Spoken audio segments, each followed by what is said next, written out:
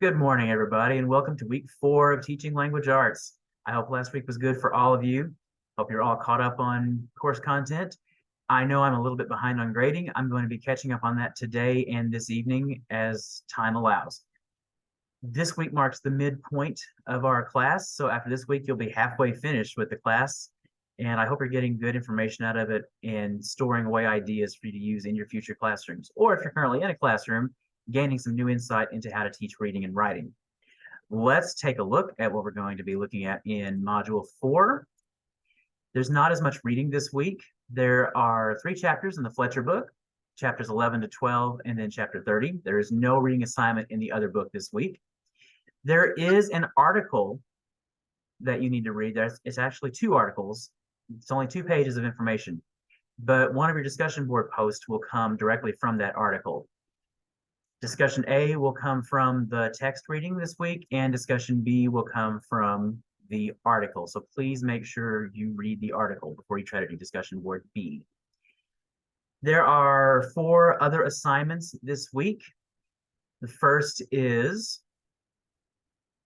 finding ideas for teaching sentence fluency, voice, and conventions.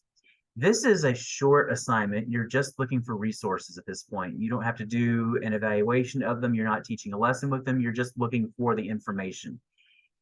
Online, you're going to look for one teaching idea with a source. Make sure you cite your source to teach fluency, one source to teach voice, and one source to teach conventions. So you're basically looking for 3 teaching ideas, one for fluency, one for voice, and one for convention.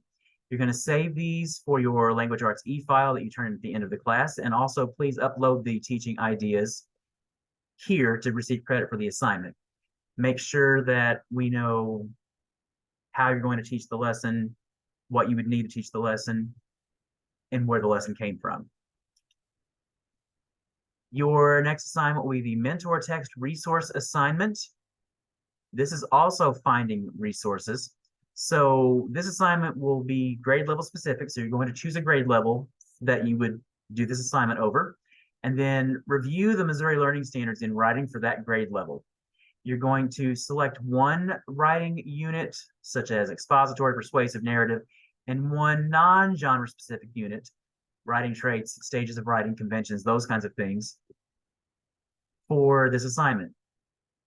You're doing 2 units. You're going to do 1 unit over expository, persuasive, or narrative, whatever the writing unit of studies you're going to do, and then 1 non-genre specific unit, like writing traits, conventions, stages of writing, all of that. You're going to locate 5 mentor texts for each unit. So you're going to need 10 of those total. If you're not sure what a mentor text is, it is essentially an example of good writing. It's a book, a story that checks all the boxes that you want it to check if you're going to teach a unit on writing. I have included a video. It's a YouTube video from Reading Rockets right here if you need an explanation of mentor text in the classroom. It's a short, I think it's about 4 minutes. Won't take you very long to watch, but it is very good information. In your assignment, you're going to have to state the rationale for the mentor text and why it's beneficial. Basically, that means I want you to tell me, why did you choose that text? Why did you pick that book? Why did you pick that story? Why did you pick that poem? What skills does it teach that are going to be beneficial for this writing assignment? So there's that one. You also have a virtual observation assignment.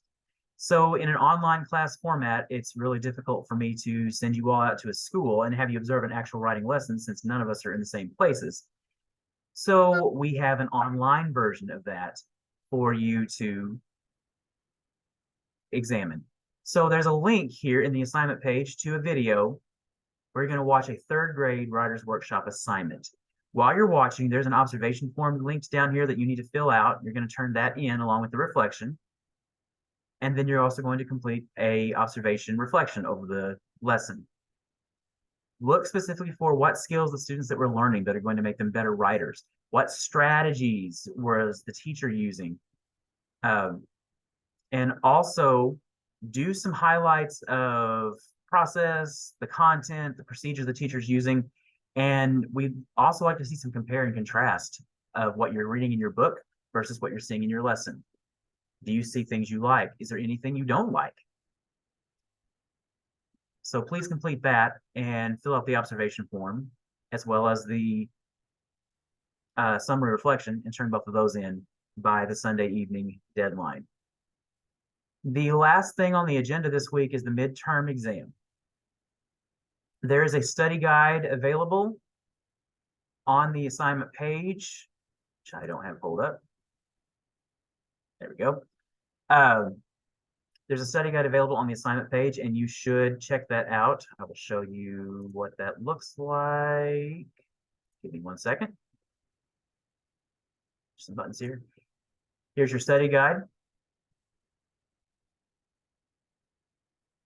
Make sure you've reviewed this information before you take the test.